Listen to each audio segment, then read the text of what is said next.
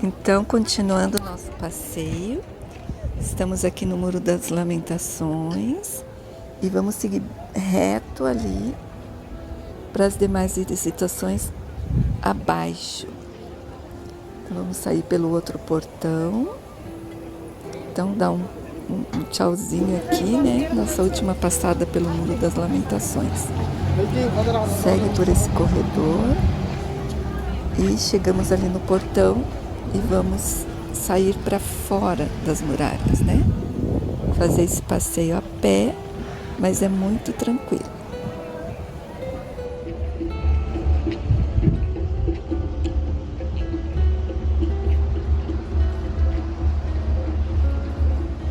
Nós já passamos por 4 portões. Entramos pelo de Jaffa nos outros dias. Hoje nós entramos pela porta de Damasco para ir no domo da Rocha. E aqui agora nós vamos sair pelo Dung Gate e já fomos no portão da Porta Dourada, que é fechado para, né, passagem.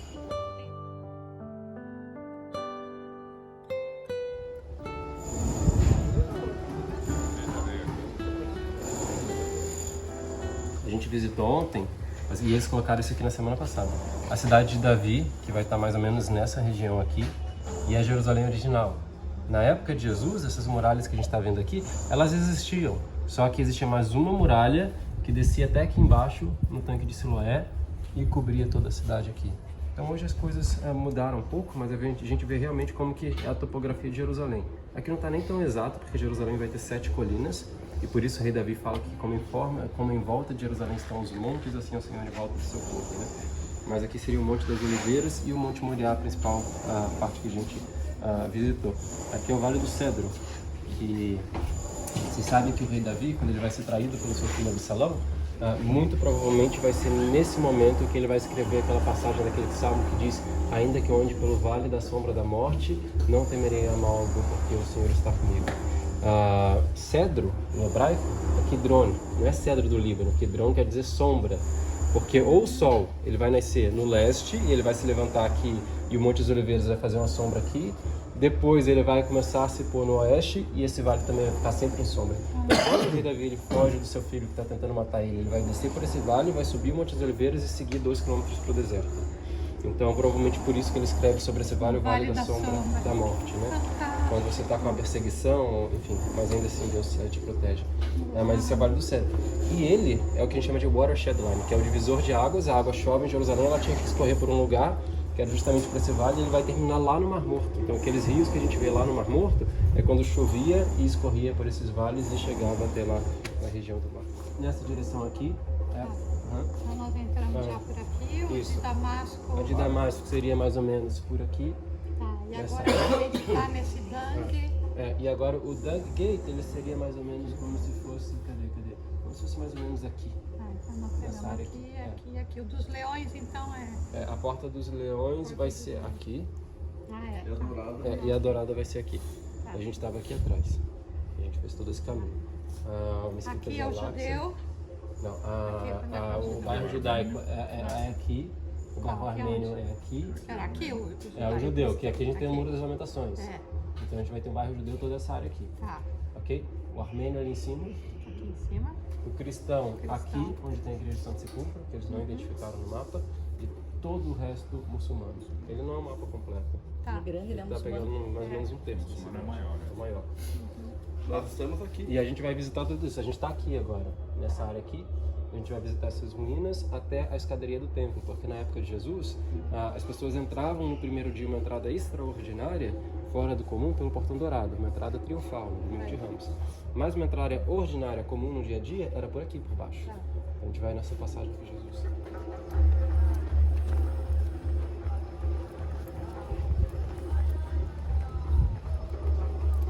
Olha.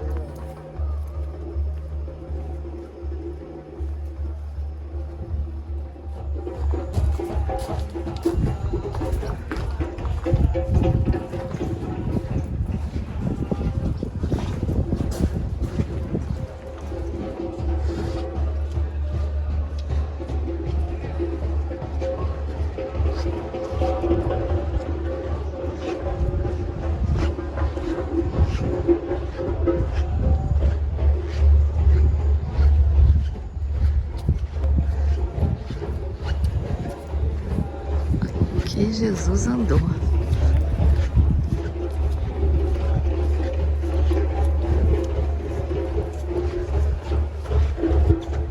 Lembra um pouco desse pé, né?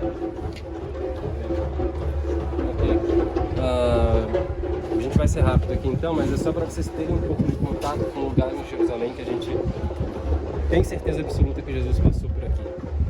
Ok? Então, o lugar que a gente está se chama Davidson Center, que é o mais próximo possível do que conseguiu se escavar do templo de Jerusalém. A gente está nos arredores dele, do lado de fora desse muro de arrimo. Na verdade, tudo que a gente está agora são lojinhas que faziam parte do mercado do templo. Então, se a gente parar para pensar o Jesus que entra no domingo de Ramos no templo, logo depois ele vira a mesa dos cambistas, a gente está falando desse ambiente que a gente está aqui agora. Então, isso era problemático porque, como eu falei para vocês, Herodes, ele vai fazer uma construção que é realmente uma construção magnífica. O Talmud falava que tem mais de 150 toneladas. Até hoje a gente não sabe como essas pedras foram colocadas aqui. Você pode talvez utilizar roldanas, você dividir o peso dela por 2. Ou então você coloca a primeira pedra, a terra, coloca a segunda, a terra, sobe, coloca a terceira. São suposições. Mas só para dar um exemplo, se vocês olharem naquela esquina lá embaixo, vocês vão ver um monolito, um bloco único de pedra, que ele vai se estender e depois inclusive vai fazer a curva. É uma coisa assim realmente que a gente não vê em nenhum outro país da região, o nível das construções de Herodes. E mais uma vez enfatizando que isso passou por mais de 20 terremotos e também está de pé. Mas conforme Jesus profetiza, o templo ele vai ser destruído. Isso revela um pouco da natureza desse conflito que existiu entre romanos e judeus, porque os romanos eles nunca tinham por costume destruir um templo de algum deus, porque eles acreditavam em todos os deuses. Não tem porque você ter o infortúnio de você ir contra uma divindade que depois pode te dar algum tipo de azar ou algo nesse sentido. Mas a revolta judaica vai desafiar tantos romanos que eles vão fazer questão de destruir esse templo. Conforme Jesus profetiza, não fica pedra sobre pedra, e basicamente o que a gente vê desses buracos aqui são do impacto das pedras do templo que foram lançadas de cima para baixo aqui. Então o que acontece é que existe um mundo subterrâneo no templo de Jerusalém. As águas que eram recolhidas na época da chuva e tudo mais. Imagine vocês que o templo tinha muito ouro, muita prata, pedras preciosas. O templo a gente sabe pelo Flávio José que cai por causa do fogo. Vai ser a última consequência e o fogo destrói o templo.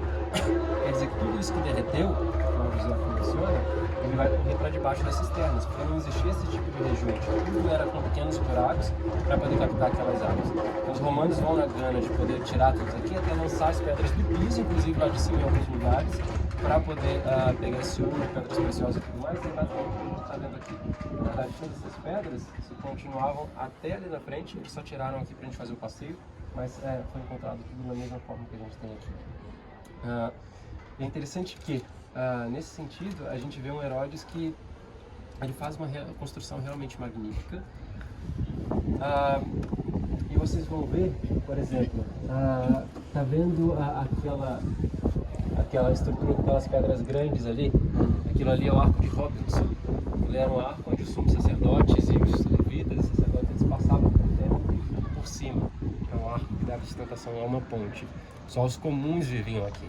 E as pessoas comuns que viviam e vinham aqui, o que ele tinha que fazer para entrar no templo? Ele tinha que pagar o imposto. Mas para pagar o imposto, você não pode pagar com qualquer tipo de dinheiro. Você tem que pagar com um dinheiro sagrado. Então eles vinham para cá e eles faziam o câmbio. Quando eles faziam o câmbio, a primeira coisa que o Flávio José fala pra gente é que já era roubado no câmbio, pessoal. Depois que você fazia o câmbio e era roubado no câmbio, você ia, qual que era a forma de adorar a Deus, você fazia suas orações, mas você também fazia o sacrifício de animais. Então você vinha comprar um sacrifício, só que agora é um mundo romano, capitalista. Você não precisa sair da Galileia carregando a sua ovelhinha, o seu carneirinho para poder sacrificar no templo. Você vem até aqui, tem o sacerdote, o levita, eles vão estar negociando os animais para você, já tudo cômodo. Então, isso para o José. Também que quando você chegava para comprar um animal, o sacerdote falava, ok, o animal, sacrifício, né, perdão do pecado, coloca a mão na cabeça da pessoa, a mão na cabeça do animal, o salário do pecado é a morte. Então o que a gente vai fazer basicamente é que eu vou transmitir o pecado da pessoa para o animal e o animal morre no lugar da pessoa. Tá bom, vai lá no templo agora, você pode orar, vai lá, faça seu ato de fé, eu vou sacrificar o animal para você, tá bom? Pegava o animal, tá vendo ali atrás, a alça, desamarrava o animal, aquele é original, dava a volta com o animal pelo templo, passava na frente do altar, opa, passou. Dava 360 graus, voltava aqui e vendia de novo. De novo, o mesmo animal para várias pessoas. E aí, quando você vê um Jesus que, em Lucas 19, vai ser apresentado como Jesus extremamente humano, que ele vai chorar, e depois ele vai vir para cá e ele vê toda essa corrupção, e ele realmente vai ficar com raiva disso. Diz, o zelo pela tua casa me consumiu. Ele tira o chicote, ele começa a espantar e tirar os vendedores, falando, vocês transformaram a casa do meu pai numa casa de negócios. Tudo isso vai acontecer nesse ambiente que nós estamos aqui agora. Mas também eu já vou falar aqui, vocês vão ver como a gente passar ali, para vocês não ficarem no sol, que a pedra que a gente vai ter lá no final, que é um canto de pedra assim, ok? Junto à escada, à esquerda, ela é o pináculo do templo. Então vamos lá, não tem jeito.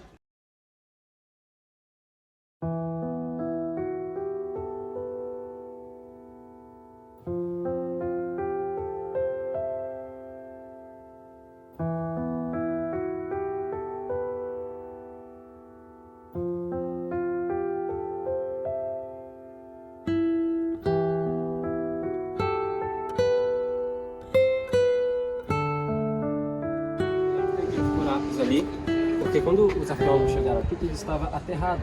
Vocês veem que naquela passarela, e tá vendo aquele muro de arrimo ali? Ali é o piso do Muro das Lamentações. Tudo está soterrado. A gente não está no mesmo nível de Jesus, né, no muro, mas a gente está como se fosse no topo da muralha, né? Então aqui basicamente estava aterrado e eles vão cortar essa pedra para colocar ração, água, etc. para os cavalos. É a teoria dos arqueólogos. Mas está vendo esse buraquinho aqui?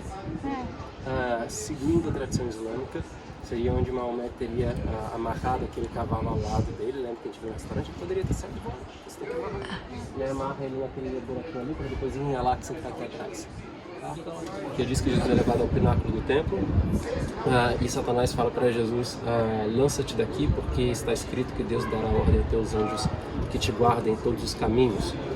Mas Jesus disse, né, também está escrito, não tentarás o Senhor, nosso Deus.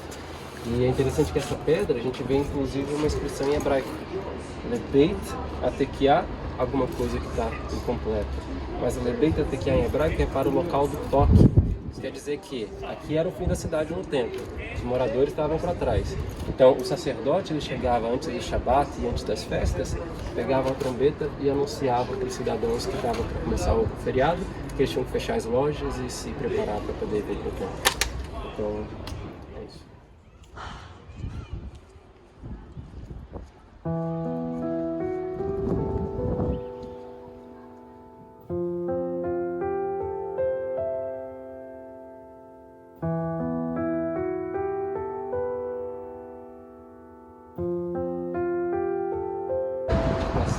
Lá em Qumran. Era a mesma ideia, você se purificar para começar o serviço de adoração a Deus, como a gente vai estar nas portas do templo de Jerusalém que ficavam, onde hoje nós temos esses muros, a gente se purificava porque nós temos aqui esses banhos políticos são importantes, porque existem quase que 30 deles, nessa pequena área que a gente está. E isso leva a gente a entender, pelo menos muitos arqueólogos e historiadores, que foi nessa área que se conclui a descida do Espírito Santo. Quando você vai ler lá o livro de Atos, que Jesus fala, permanecer em Jerusalém até que do alto sejais revestidos de poder, e aí no dia de Pentecostes tem a descida do Espírito Santo na sala do cenáculo, mas diz que depois mais de 3.000 pessoas foram batizadas, o que na teologia disse que deu início então formalmente à fé cristã, a primeira igreja de Jerusalém.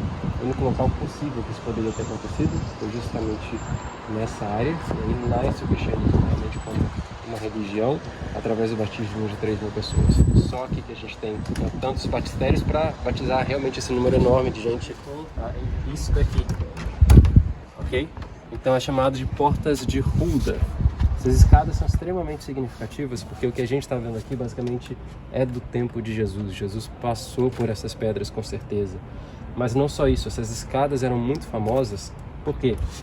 Vocês vão perceber que ela é bedrock, é a rocha da colina mesmo.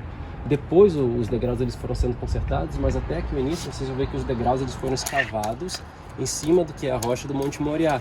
Ou seja, a mesma montanha que Abraão ali em cima apresentou Isaac. É a mesma rocha. Aqui a gente consegue ter acesso à rocha crua, por mais que lá em cima a gente não consiga. Então isso é interessante. Mas vocês vão ver também que na literatura antiga, esse local é chamado de Escada dos Rabinos. Isso quer dizer que os rabinos tinham por costume ensinar aqui, E a gente lembra que Paulo foi ensinado, por exemplo, aos pés de Gamaliel, e vocês entendem a questão da literatura falar aos pés. E os rabinos tinham como que suas escolas rabínicas junto a essas escadas na entrada do templo. Jesus, então, ele vai passar por aqui quando vai aprender e ensinar com 12 anos. Por aqui também, quando Jesus ele vai ser apresentado no templo. Lembra que existia um homem que ele recebeu uma promessa de que ele seguraria nos seus braços o Salvador de Israel. E um dia, um homem natural de Belém, outra menina jovem de Nazaré, sobem essas escadas com o menino. Esse homem pega o menino nos braços e diz: agora eu posso descansar porque os meus olhos viram o Salvador de Israel. Jesus é apresentado no templo subindo essas escadas, mas também diz o Evangelho de João, salvo engano, capítulo 8, de que Jesus, no último e grande dia de festa, ou seja, a festa de Sukkot, de tabernáculos, eles pegavam água lá no tanque de Siloé, lá embaixo, traziam até aqui em cima. E Sukkot é uma festa agrícola, você está pedindo para que a estação de chuvas que está chegando seja próspera. Lavava as escadas, lavava o altar, e quando acontece esse ritual aqui nessas escadas, Jesus sobe e ele diz: aqueles que creem em mim, rios de água viva fluirão de dentro de si. Serão coisas que aconteceram basicamente aqui. Vocês vão ver que os degraus, a gente vai ter degraus irregulares, curto, longo, mais longo ainda, médio, curto, longo, curto. Eles são completamente irregulares. A ideia seria que você não sobe ao templo para se conectar com o divino de qualquer forma. Você tem que subir vigiando os seus passos, com a cabeça abaixada, em sinal de humildade e tendo a ideia realmente em mente que você está entrando com reverência. Do mesmo modo que também controlava o fluxo de pessoas, você não saía correndo ali. E até a entrada e a saída é citado num livro chamado Mishnah, que as pessoas entravam pela direita e saíam aqui pela esquerda. Diz que só podia sair por esse lado, e quando você estava no templo, o sentido era anti-horário, que você tinha que andar. Você nunca podia andar, tinha mão dupla. E quando saía então por aqui. Mas diz também a Mishnah que existia uma única possibilidade para uma pessoa entrar pela saída, que é quando ela estivesse em um momento difícil na sua vida. Então, quando ela estivesse em um momento de luto, um momento de dificuldade, enfim, qualquer tipo de problema, ela entrava pela porta da saída de modo que a comunidade pudesse ver e entender que ela estava sofrendo e alguém pudesse acolher ela. Já leram o Salmo 120 a 134, vai estar escrito o Cântico dos Degraus. Por que Cântico dos Degraus? Porque os peregrinos em Jerusalém, quando terminavam a sua peregrinação, os 15 últimos degraus aqui, eles subiam o degrau e cantavam o Salmo. Alegrei-me quando disseram: vamos à casa do Senhor, nossos pés estão sobre as suas portas de Jerusalém. Confiam no Senhor, assim como os montes de Sião. E assim indo, cada degrau em louvor sendo cantado.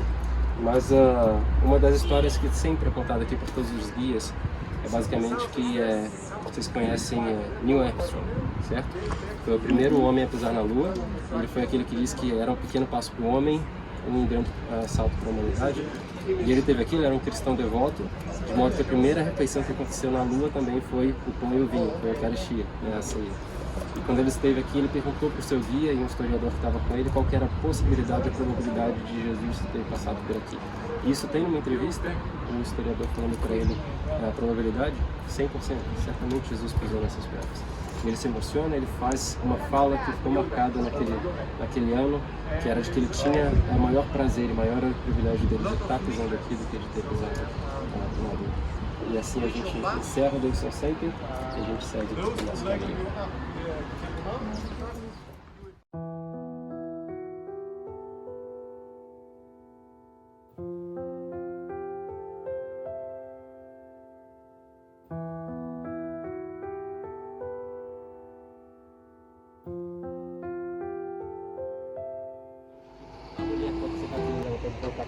Pode colocar Talit, pode ler a Torá. E quando elas vêm aqui e tentam fazer isso no muro de lamentações tradicionais, complica um pouco a situação.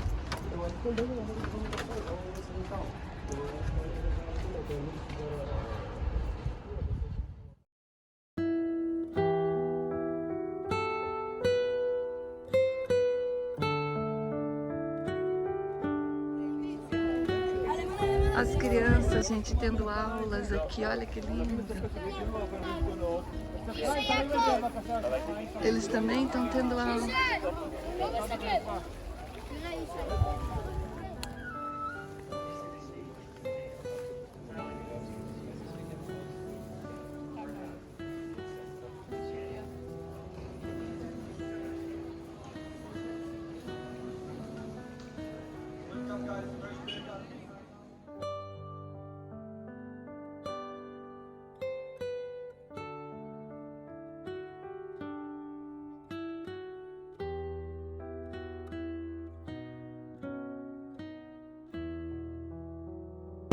edifício que a gente está vendo é muito diferente daquilo que a gente tinha aqui na época de Jesus. Então, na época de Jesus, a Bíblia vai dizer que Jesus ele vai ser crucificado numa pedreira. Essa pedreira que, obviamente, já não mais existe, porque quando a rainha Helena, mãe do imperador Constantino, no ano 330, ela chega aqui, ela vai construir a igreja, o que ela vai fazer? Ela vai basicamente escavar essa pedreira e assentar a basílica em cima do que antes era o local da crucificação. De modo que ela só deixou como se fosse uma pequena coluna de pedra dessa pedreira original, que é o Monte Calvário, que a gente vai ver promovido, que aquele monte foi deixado ali porque era o local que ficava a cruz. E o resto da igreja ela vai escavar e vai assentar a basílica em cima. Agora, a igreja, do mesmo modo que ela era o centro do mundo, quer dizer que ela também era um grande alvo. Quando a gente tinha o período das cruzadas entre conflitos de muçulmanos e cristãos, a igreja era o principal local que tinha que ser conquistado para afastar os cristãos da Terra Santa. Então, conforme a gente for andando, a gente vai ver diversos, como que mais uma vez, uma coxa de retalhos da arqueologia, uma mistura de diversos períodos históricos. Então, ruínas da igreja original no ano 330, a gente vai ver uma fachada que já está falando do século XII, da primeira cruzada, e depois a gente vai ver como que a igreja ela foi se reinventando. Originalmente, a igreja ela era dividida em 3 áreas. A entrada original era a leste, todas as igrejas antigas eram viradas para o nascer do sol, então para essa direção, e a gente entrava por uma rua lá embaixo atrás desse prédio. Quando Saladino e os muçulmanos conquistam Jerusalém, eles permitem que os cristãos continuem a exercer a sua fé, mas sem renovar as igrejas, e ele diz também que ok, eu vou fechar a entrada da igreja, e só vai ter uma única porta onde eles podem entrar, então eu posso saber como está o fluxo de pessoas ali. Vocês vão ver que a porta da direita ela está fechada, a da esquerda ela está aberta. E aí a gente está entrando agora pelo que era o meio da igreja e não pelo início. O importante de entrar pelo início é que você ia ter a entrada pelo Monte Gólgota, né, local da crucificação, você ia ter no meio a Pedra da Unção, e por último você terminava a sua viagem na Anástasis, que era o local do sepultamento de Jesus. Hoje a gente já vai entrar direto pela Pedra da Unção. Tá? Agora, vocês vão ver que não é uma igreja católica, é uma igreja cristã.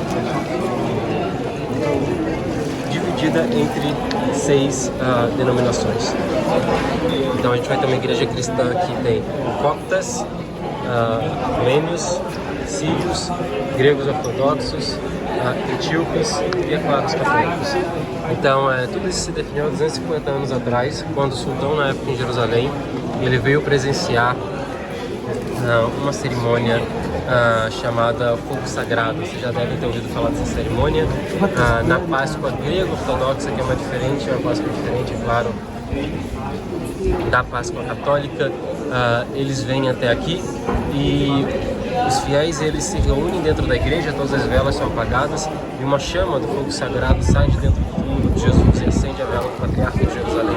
E ele compartilha dessa chama com outras pessoas.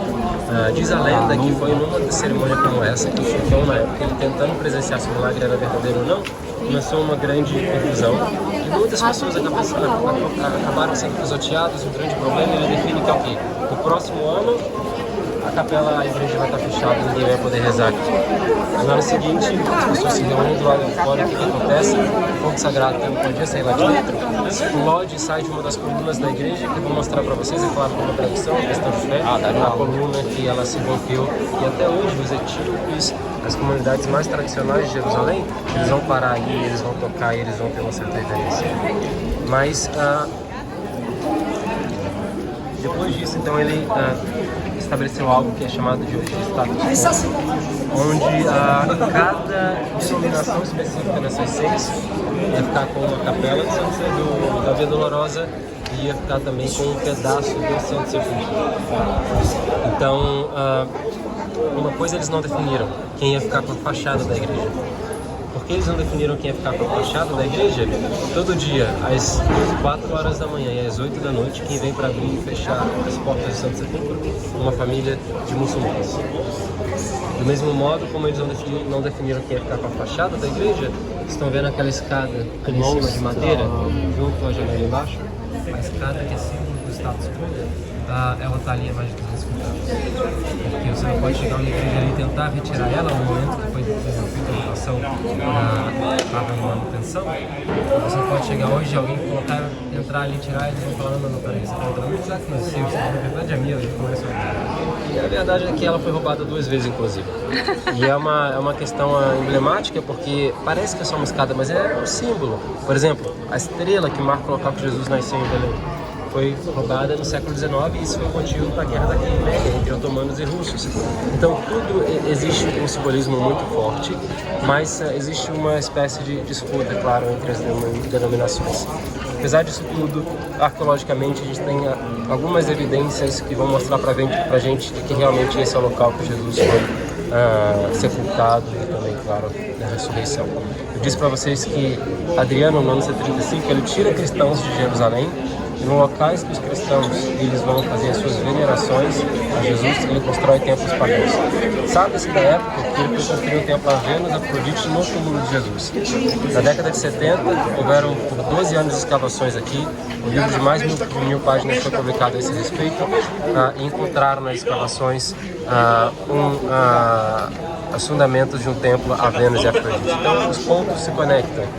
Mas eu sei que hoje é muito difícil a gente imaginar como funcionava na época de Jesus, até porque Jesus é crucificado fora das muralhas de Jerusalém e hoje a gente está dentro ou fora das muralhas, a gente está dentro. Só que na época de Jesus a cidade era menor, então isso daqui ficava do lado de fora. Vamos entrar. Sobre um homem, região do peito para baixo de um homem crucificado, provavelmente Maria, mãe de Jesus. Aqui talvez um anjo, talvez São João, a gente não sabe ao certo. Como isso foi uma cisterna, a gente tem plástica, cimento hidráulico, com uma cruz latina. Os cristãos sempre identificam os locais que eles passavam, que eles veneravam. Mas dentro da capela católica, a gente tem um altar ortodoxo. E claro, no altar a gente vê então uma cruz.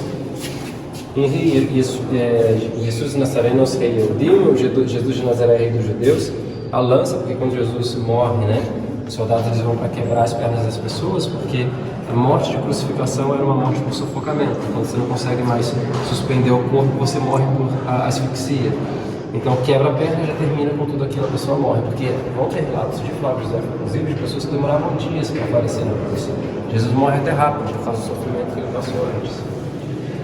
Então quando eles vão se assegurar que Jesus tinha morrido, eles tentam quebrar as pernas, eles não conseguem. Então eles vão com uma lança, transpassam a costela e saem o sangue. Do outro lado a gente vê uma estátua com aqui uma esponja, lembra que Jesus fala com sede e eles dão com vinagre para Jesus beber. Parece uma coisa bem cruel, porque tipo, uma pessoa perde água da esponja com vinagre. Alguns vão dizer que na verdade era algo que amenizava a dor, mas existe uma outra possibilidade histórica. Porque se isso daqui era do lado de fora da cidade, onde que ficavam os banheiros? De fora da cidade. E todo banheiro romano que você for até hoje, são instalações, obviamente, você vai ver que existe um local, um pote onde eles deixavam com vinagre. Você pegava a esponja, molhava naquele vinagre, se limpava e colocava ali de volta no vinagre. Então é uma espécie de papel higiênico da sua época. E não é só cruel o que ele fez com Jesus, era algo inclusive repulsivo, nojento. Ele estava dando papel higiênico como água para... Então, provavelmente, historicamente, é isso que significava. A ideia é que Jesus foi crucificado junto a uma montanha chamada Calvário, porque a montanha tinha o formato de uma caveira. Na tradição cristã, uma tradição não está nos evangelhos, o nome caveira vem porque o crânio de Adão, o primeiro homem, estaria sepultado embaixo dessa montanha. De modo que quando Jesus morre, diz que ele grita até testar, Pai, está consumado, nas tuas mãos entrego o meu espírito. Tem um grande terremoto, a terra se fende, e o sangue de Jesus passa pela tenda e vai purificar o primeiro homem do seu pecado original. Anástasis em grego quer dizer o local da ressurreição. A gente tem essa edícula e ela marca o local da ressurreição de Jesus, que é o local que tem um pedaço de rocha que diz que hoje estava sentado sobre a rocha que fechava o túmulo. E depois tem um sarcófago de mármore, onde embaixo desse sarcófago marca o local que Jesus foi sepultado e ressuscitou. E esse então é o centro.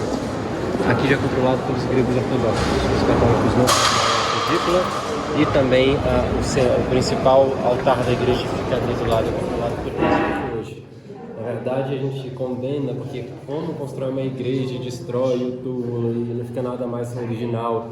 Mas é isso que marca o local. Porque se ninguém tivesse feito uma igreja, teriam casas, teriam outras coisas. Mas a gente consegue ver que realmente era um ambiente de cemitério. O túmulo, que hoje é coberto por um edículo, por mármore, um sarcófago e tudo mais, era muito semelhante com o que vocês vão ver aqui. Por quê? Olha só, escavado na rocha, diretamente na rocha. A gente vê o local onde você selava com uma pedra e onde o corpo era colocado lá embaixo. Então diz a Bíblia que quando Maria Madalena fala da ressurreição de Jesus, Pedro e João eles vêm correndo e quando eles têm que chegar no túmulo, eles têm que se abaixar e lá dentro eles veem os lenços, né, que cobriam o corpo de Jesus dobrados. Então o túmulo que tem lá dentro é algo muito parecido com o que a gente está vendo aqui. Né? Vamos lá.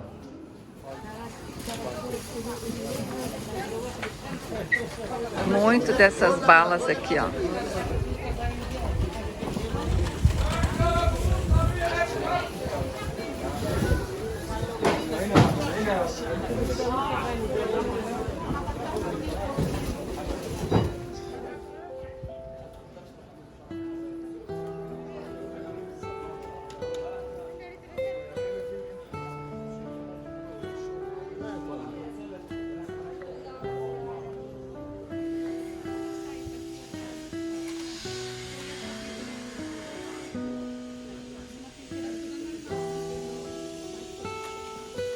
Associação Britânica desde 1894, um grupo de britânicos, de 99 britânicos, se juntaram, fizeram uma vapona para comprar, na época, 2.000 libras, 100 e poucos anos atrás, e compraram este lugar. Por isso é grátis, vocês já devem ter passado pelo portão, está bem pertinho. E bom, se vocês olharem pelo lado esquerdo, quando está descendo, bem embaixo, lá uns 3 metros, seria o portão original da época de Jesus. Então, o que a gente vê hoje é bem diferente do que era há 2.000 anos atrás, né? Essa parte do muro aqui, justo essa parte desde o portão até aqui, mais ou menos um pouquinho mais para lá de onde nós estamos, foi reconstruído, como todo o muro de Jerusalém, só que esta parte foi reconstruída justamente em cima do lugar onde estava o outro muro. Por que é importante a gente saber a localização? Nós estamos na parte norte de Jerusalém. Né? Por que é importante? Porque a Bíblia fala em Hebreus que Jesus morreu fora dos muros de Jerusalém. Muito claramente a Bíblia traz essa informação bem clara que foi em Jerusalém, fora dos muros de Jerusalém. Foi usado pelos cruzados, eles sabem porque eles deixaram uma cruz aqui dentro. Não se sabe a data exata da cisterna, né? Mas talvez eles aumentaram o tamanho, a gente não sabe se ela estava aqui no tempo de Jesus ou não. Mas a gente está justo acima dela. Se houver um terremoto aqui, a gente vai descer e tem água lá dentro, tá? Não sei quanta água, mas tem. A gente pode ver aqui, é uma parte que dá para ver, mas ali embaixo tem um lugar que pode entrar para ver a cisterna também, tá? Muito mais importante do que a cisterna, arqueologicamente falando, foi encontrada em 1924, que é o lagar, este lagar. Esta é a parte baixa do lagar. A parte alta está provavelmente ali onde eles estão sentados. Não foram feitos os trabalhos de escavações ainda, mas se nota que tem conexão aqui com essa, né? Então, a parte alta era onde eles pisavam as uvas, a parte baixa coletava o mosto para começar o processo de fermentação, né? Essas pedras são originais, essas ao lado não, tá? O lagar remonta ao tempo dos romanos, então se encaixaria mais ou menos pela época que Jesus esteve aqui. Por que foi importante encontrar o lagar? Porque a Bíblia diz em João, no Evangelho de João, que o lugar onde Jesus morreu, o Calvário ou Gólgota, perto dali existia um jardim. No português foi traduzido como jardim, no espanhol fala horto, né? Existia um jardim e nesse jardim existia uma tumba, um túmulo novo que ninguém tinha sido colocado, e também fala que o túmulo estava feito, esculpido na rocha. escavado, né, que fala, na rocha. Então são detalhes que os evangelhos trazem. Uma das coisas que nós falamos deste lugar nós não afirmamos que foi aqui que Jesus morreu e nem foi sepultado. A gente não afirma isso. O que nós podemos falar é que este jardim se encaixa bastante bem nas descrições dos evangelhos, principalmente o evangelho de João. Alguns detalhes que os evangelhos trazem que a gente pode ver aqui neste lugar e principalmente com relação ao túmulo, ok? Obviamente, o túmulo é o mais importante deste lugar, 1867, 100 anos antes que eu nascesse. Aqui é uma das primeiras fotos, ele estava soterrado, né? A gente nota aqui pela altura, mais ou menos essa altura que nós estamos aqui era essa parte. Estava um pouco detonado aqui a parte da porta e o lado direito, por isso vocês vão ver que foi restaurado, só aquelas pedras que estão lá. O restante é original, tá? Só foi feito o trabalho de escavação. O que podemos falar do túmulo? Muitas coisas, mas frisando duas em especial. A gente pode dizer que ele era um túmulo de uma família judia. Isso é quase certeza. Por quê? Pelo formato, pelo detalhe da janela, também porque você sobe um degrau e desce de novo para poder estar na parte de embaixo, o que é típico de construções judias, principalmente sinagogas e túmulos, essas coisas. Então tem alguns detalhes que os arqueologistas afirmam que sim, que era um túmulo de uma família judia. Também nós podemos dizer com certeza que era de uma família rica, de um homem rico, de uma pessoa rica. Por quê? Porque é grande, porque é para 3 corpos. Hoje em dia, quem tem um túmulo para 3? São muitos, imagina naquele tempo, né? E mais ainda é feito na rocha, né? Então são detalhes. A porta que vocês vão entrar, que é esta, ela está muito mais ampla, muito maior do que seria a original, do que foi a original. Aqui é a canaleta onde corria a pedra, rodava a pedra, né? Rodava. Nunca foi encontrada a pedra original.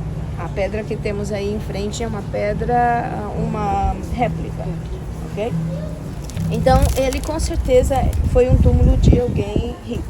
Aqui é a entrada, né?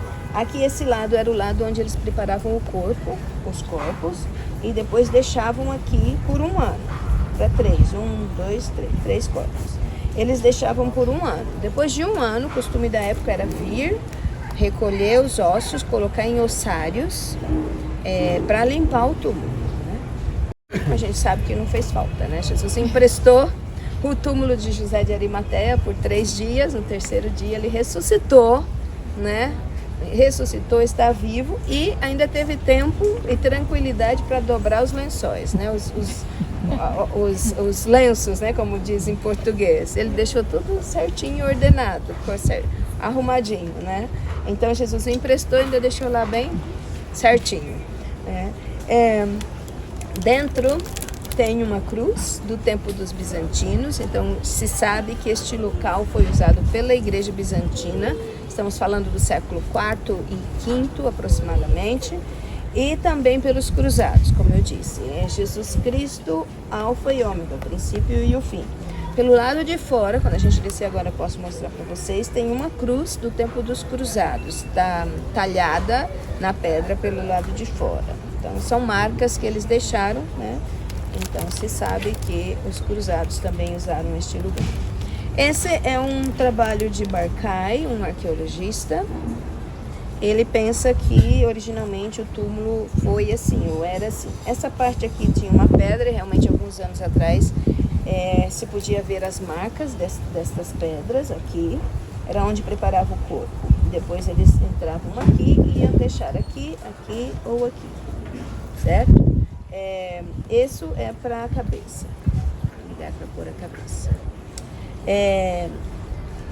Se foi aqui, aonde vocês acham que eles colocaram Jesus? Onde ele foi colocado? Aqui? Aqui? Aqui? Aqui foi onde? Aqui era onde eles preparavam. Acho que é no meio, no centro. Aqui?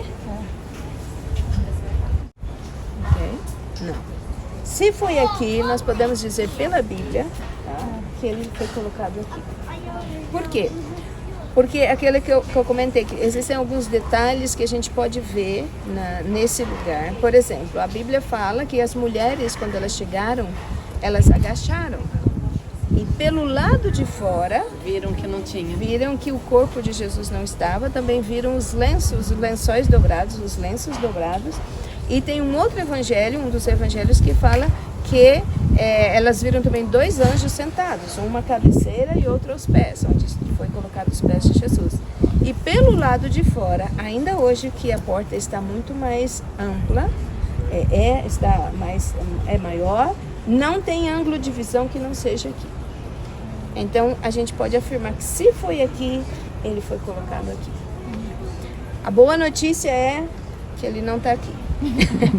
Ele não está aqui, ele não está lá na Igreja do Santo Sepulcro, fisicamente falando, o corpo dele não está, ele ressuscitou, ele está vivo, está no céu. A pedra original seria muito maior. Ele está na frente do corpo dos cruzados.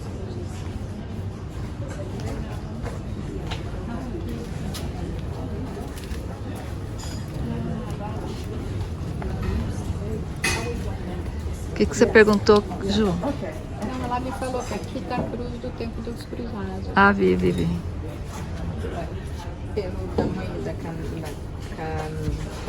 canaleta, se sabe que a pedra seria maior que aquela mais larga, né?